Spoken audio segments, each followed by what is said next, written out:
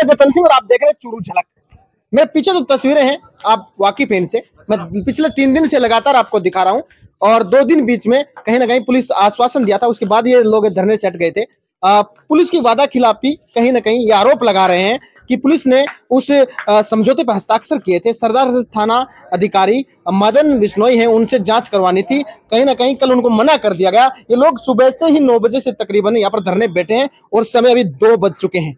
अभी तक यहाँ का शासन प्रशासन कहीं ना कहीं मौन है, सुना नहीं उनको, या उन्होंने देखा नहीं। नदारद है चूरू की पुलिस, क्यों इनका आखिर सुना नहीं गया। एएसपी साहब ने उस समझौते पर हस्ताक्षर किए थे और कुछ अभी एक और मामला निकलकर सामने आ रहा है, और वो जानकारी मैं सीधे सीधे उन्हीं से बात करके आपको है ना उससे रूबरू कराने का प्रयास करूंगा कि हालांकि वो नया मामला क्या है। कैमरामैन को बोलूंगा एक बार आए और दिखाने का प्रयास करें। यहाँ पर कुछ लोग धरना स्थल पर बैठे हैं, उनसे बातचीत करेंगे और बातचीत करेंगे कि नया मामला क्या है। थोड़ी देर पहले मैं एक विजुअल दिखाना चाहूंगा। ये घर है पीड़ित का घर आसपास है, जिस विजुअल में आप देख रहे हैं वहां पुलिस प्रशासन की गाड़ी पहुंची। आखिर क्यों गाड़ी पहुंची, लोग हैं वो आरोप लगा रहे हैं, पूछने का प्रयास करेंगे। पीड़िता के परिवार के पास में गाड़ी पहुंची है, आप आरोप लगा रहे हैं कि दबाव बनाया जा रहा है।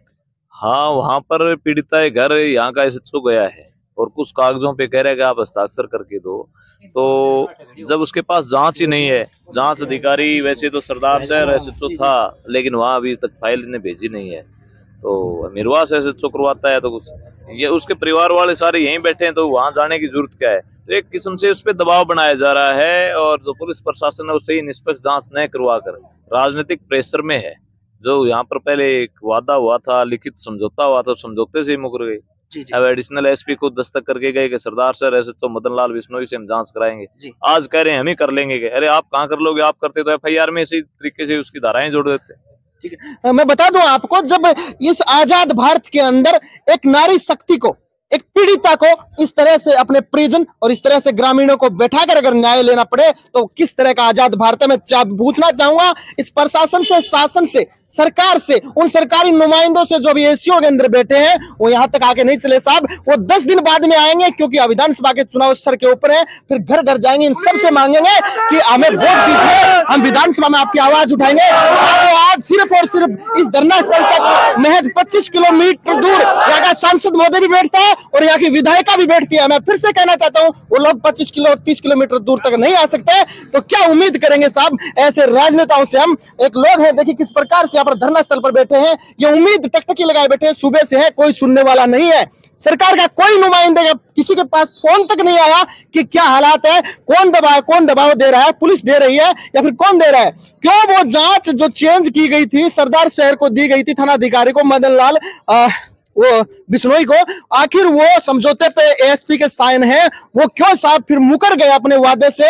एसपी साहब के मामला ये संज्ञान में है या इतना बड़ा मामला होने के बाद उन तक नहीं पहुंचा। अगर नहीं पहुंचा तो जिम्मेदार वो कौन पुलिस अधिकारी हैं जिन्होंने अभी तक उनके पास मामला नहीं पहुंचाया। मैं कैमरामैन बोलूंगा एक बार फिर बाहर का दृश्य दिखाने का प्रयास करें।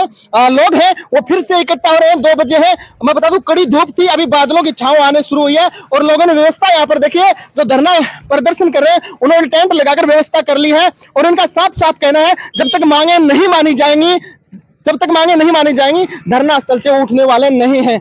कल और परसों 2 दिन का बीच में समय था, 22 तारीख को 164 के बयान होने थे। हालांकि कल हमीरवास थाना ने उनको गिरफ्तार कर लिया है। जो पीड़िता ने जिनके खिलाफ एफआईआर में नाम लिखवाया है, प्रधानाचार्य कृष्ण कुमार मेहरा, उनको देर रात शायद गिरफ्तार कर लिया है, क्योंकि हमने आधिकारिक पुष्टि की थी।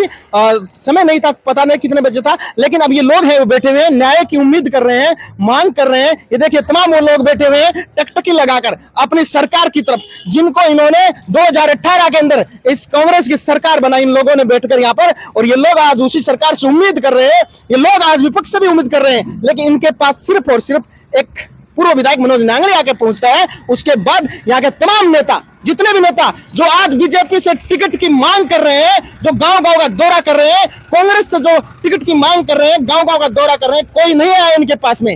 वो आएंगे जब ये मामला शांत होगा, या तो इसको डाल दिया जाए एक साइड में, या फिर कोई न कोई हो सकता है कोई ऐसा अधिकारी आए जो जांच करें इनसे, और कहीं ना कहीं जो पीड़ित है उसकी बातें सुनी जाए और न्याय किया जाए। हो सकता है दोषी के खिलाफ कितनी बड़ी कठोर कार्रवाई होती है ये तो आने वाला वक्त बताएगा, लेकिन हाल की परिस्थिति है ये लोग हैं कहीं ना कहीं, ये देखिए किस तरह से परेशान है, मायूस हैं ये लोग, टकटकी लगा के देख रहे हैं न्याय व्यवस्था की तरफ।